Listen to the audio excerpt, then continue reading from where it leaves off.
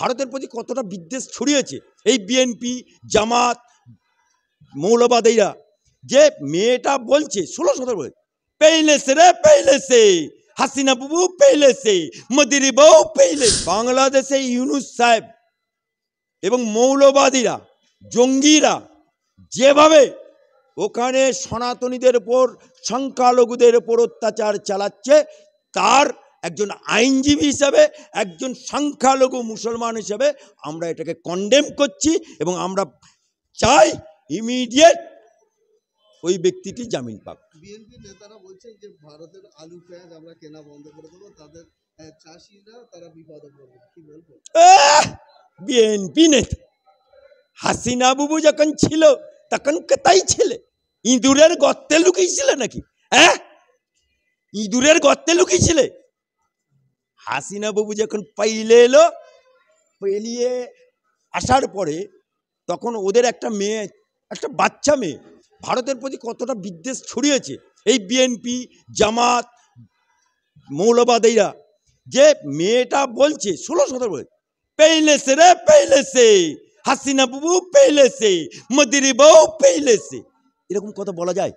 এরকম কথা বলা যায়? অর্থাৎ ভারত বিদ্বেষী যে সন্ত্রাসী মনোভাব ওখানে পোষণ করছে, এটা ইমিডিয়েট বন্ধ। ওরে আমার মমতা বুবু রে, ওরে আমার মমতা খালা রে, ওরে আমার মমতা পারে, নোট করো মুখ্যমন্ত্রী 2021 সালে 5 to 7% ভোট পেয়েছো হিন্দু, আর বাকি 100% মুসলমান ভোট পেয়ে তুমি জিতে আছো। মুসলমানদের ভোটে তুমি এখন গদিতে আছো।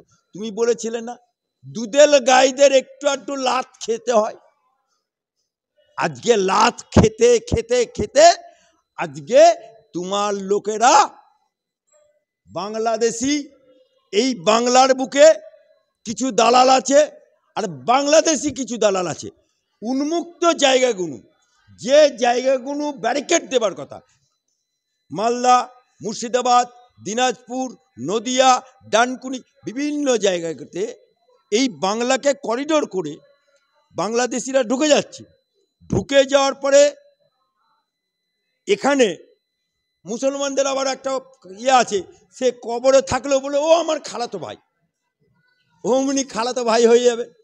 অমনি পঞ্চায়েতের প্রধান বলবে রেসিডেন্সিয়াল সার্টিফিকেট দিল, আমার খালাতো ভাই রেসিডেন্সিয়াল সার্টিফিকেট পেয়ে গেল প্রধানের, সেটার বেসিসে ভোটার কার্ড হয়ে গেল, সেটার বেসিসে আধার কার্ড হয়ে গেল, সেটার বেসিসে পাসপোর্টও হয়ে গেল।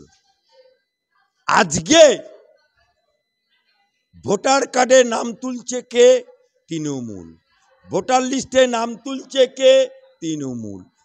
আধার কার্ড করিয়ে দিচ্ছে কে? তৃণমূল। পাসপোর্ট ভেরিফিকেশন করছে কে? কলকাতা পুলিশ বা থানার ডিআইবি। তাহলে একই সব গান্ধী নোটে পার হয়ে যাচ্ছে। আজকে এরাই তো তোমাকে ভোটে জিতিয়ে আছে, এরাই তো তোমাকে ভোট দিয়ে। এতটা নির্লজ্জ! আমার কলকাতাতে মুর্শিদাবাদে জঙ্গি ঢুকে আছে, জেলখানা থেকে জঙ্গি অপারেট হচ্ছে, তোমার পুলিশ কি ঘাস ছিঁচ্ছিল? ক্যানিং থেকে, তোমার কাশ্মীর থেকে পুলিশ এসে ধরে নিয়ে গেল, তোমার ডিআইবি কি ঘাস ছিঁচ্ছিল? হ্যাঁ, খবর থাকে না মমতা বাবুর কাছে? খবর থাকে না?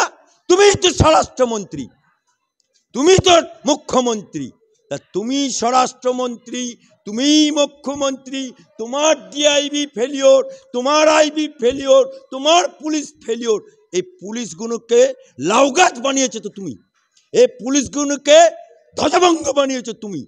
আজকে পুলিশের ঘাড়ে দোষ চাপাচ্ছ, লজ্জা করে না?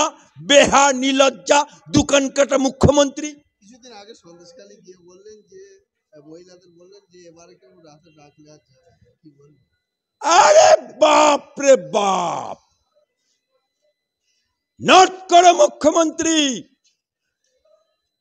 ওখানে যখন শাহজাহান তৃণমূলের পঞ্চায়েত সমিতির মৎস্য দপ্তরের কর্মাধ্যক্ষ ছিল, শাহজাহান তো শাহজাহান বিশাল বাড়ি করে ফেলল। আবার সেই শাহজাহানের বাড়িতে পিঠে করার নাম করে ডাক পড়তো। কাদের ডাক পড়তো? শাহজাহান বাহিনী গ্রামে ঢুকে দিনের বেলায় দেখে আসতো কার বউটা সুন্দর, কার মেয়েটা সুন্দর।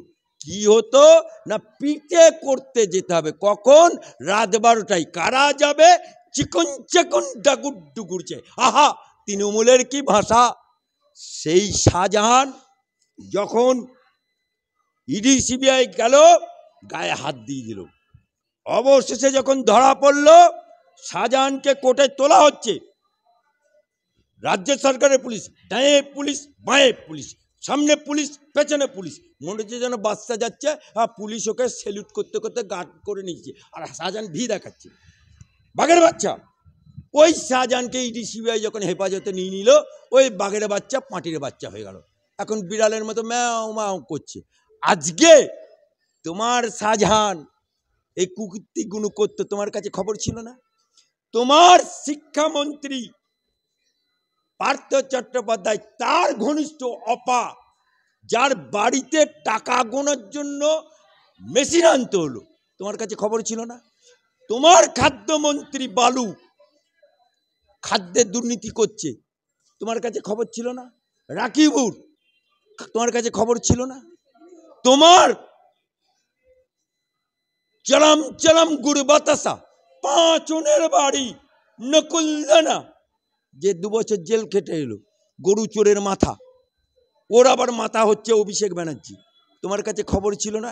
ন্যাকামো সাহায্য ঢঙি মুখ্যমন্ত্রী। সেই জন্য তো তিনি বললেন যে দুষ্টু মানুষ ডাকলে যাবেন না। তাহলে এতদিন ডাকলে যাবে, এখন ডাকলে যাবে না। অর্থাৎ ভোগ করা হয়ে যাওয়ার পরে ওনার জ্ঞান ফিরছে। তাহলে কি মুখ্যমন্ত্রী বললেন যে শাহজাহান শেখ, শিবুয়াতা, উত্তম সরকার দুষ্টু লোক?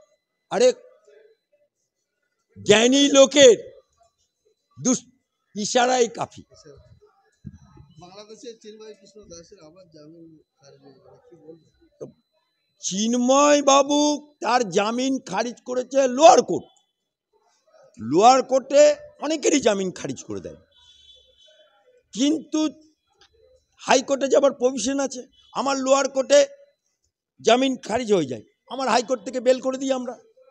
হাইকোর্টে দেখুন বেল হয় কি না হয়।